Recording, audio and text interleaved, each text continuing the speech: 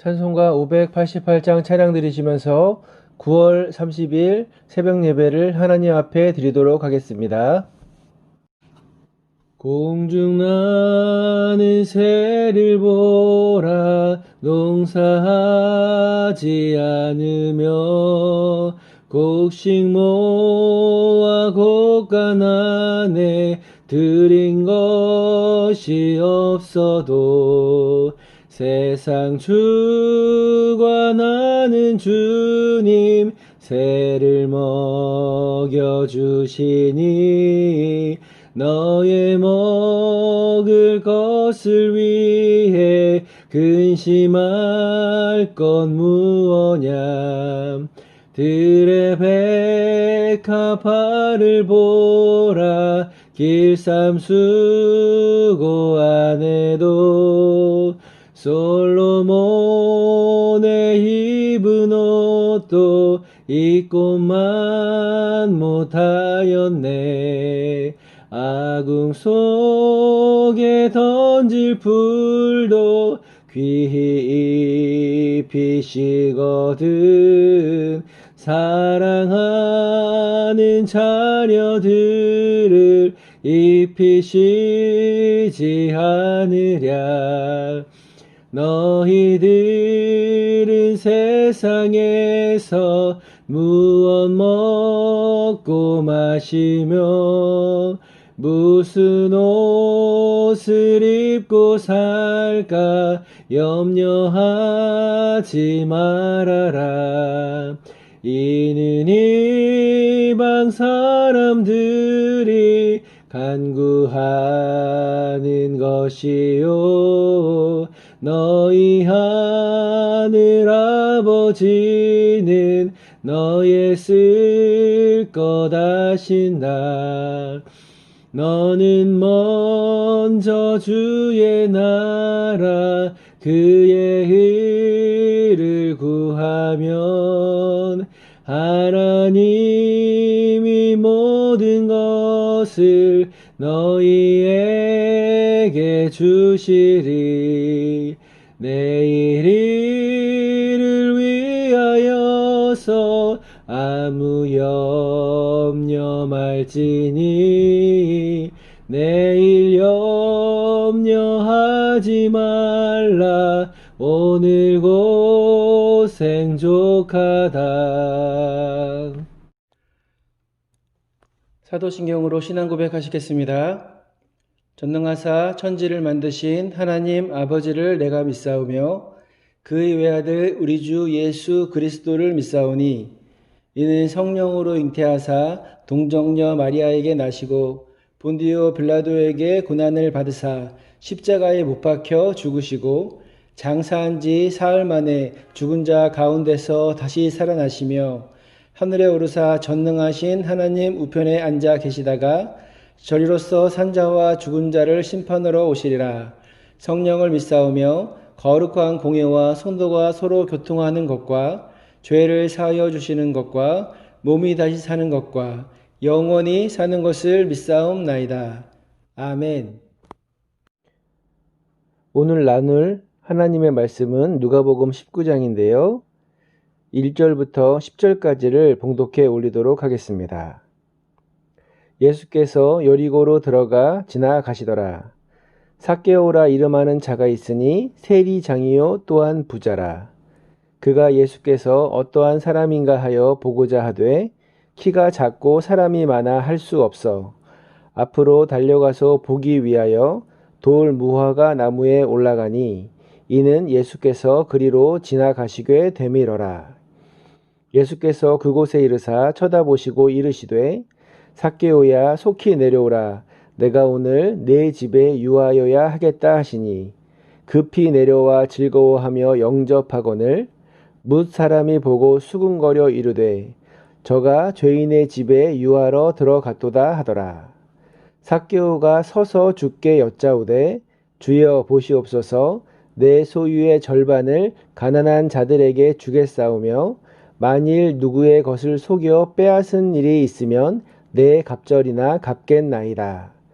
예수께서 이르시되 오늘 구원이 이 집에 이르렀으니 이 사람도 아브라함의 자손이미로다. 인자가 온 것은 잃어버린 자를 찾아 구원하려 함이니라. 아멘. 왕성가족 여러분 안녕하십니까? 한가위 명절이 시작되었습니다. 온 가족이 함께 모여서 은혜로운 한가위 되었으면 좋겠고요. 한 해를 돌아보고 풍성하게 한 해를 이끌어 주신 하나님께 감사하는 그런 시간이 되시기를 축원드립니다. 오늘 나눌 말씀은요, 누가복음 19장인데요. 예수님께서 드디어 예루살렘으로 입성하시는 사건을 기록하고 있습니다.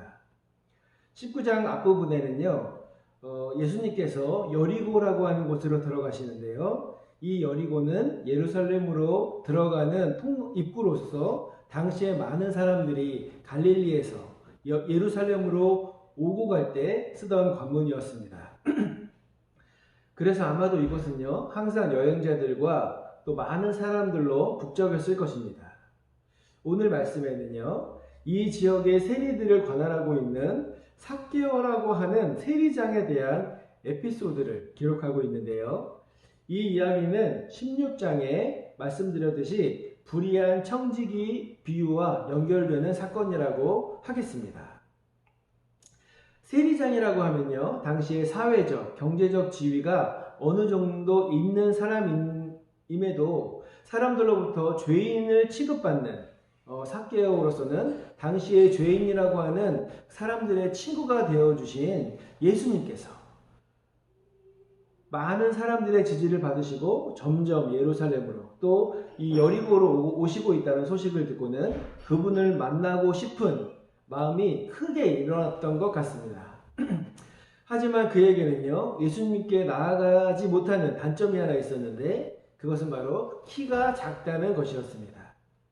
많은 사람들이요, 예수님이 지나가신다는 이야기를 듣고 이미 길가에 늘어서 있어서 이 키가 작은 삭개오는요, 예수님이 지나가는 것을 볼 수가 없었습니다. 그는 예수님께서 지나가시는 것을 보기 위해서 그 돌 무화과 나무 위로 올라갑니다. 가장 작은 사람이 지금 가장 큰 사람이 되는 바로 그 순간인 것입니다. 이 모습을 보신 예수님께서는요, 삭개오야 속히 내려오라.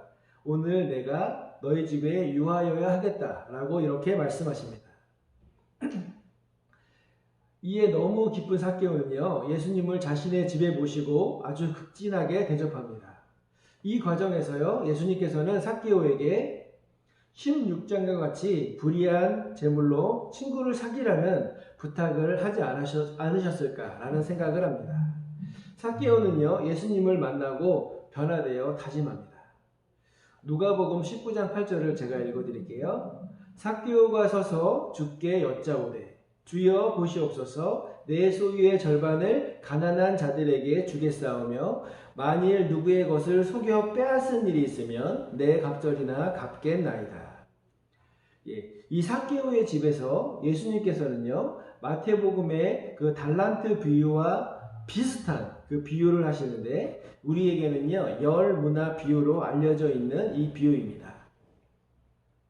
그러나 달란트 비유와는요, 가장 큰 차이점은 달란트는 사람마다 다른 양의 달란트를 받는 반면에 누가복음은요, 10명의 종 모두에게 열 문화를 동일하게 주었다는 것이 뚜렷한 차이점이라고 할 것입니다.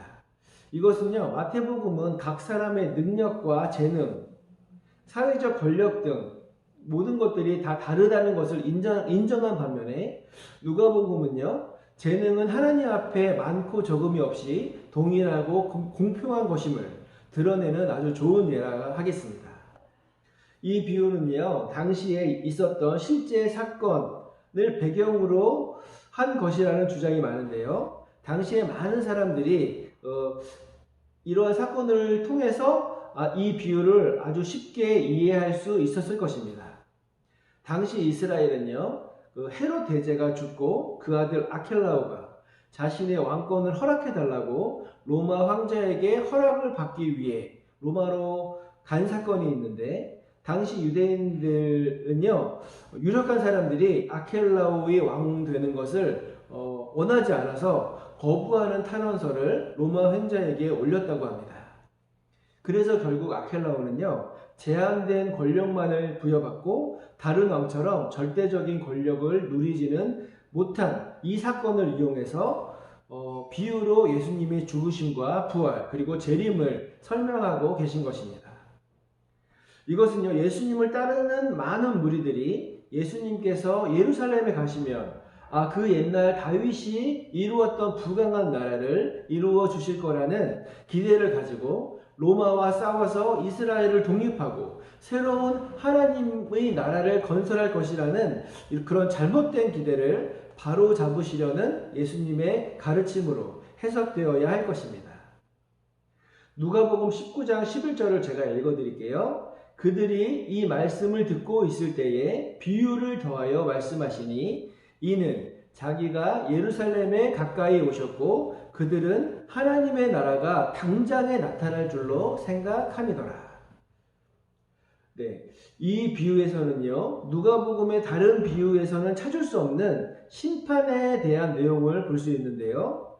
혼인잔치 초대 비유에서도 초대에 응하지 않은 사람을 죽이거나 벌 주는 내용을 찾아볼 수 없었거든요.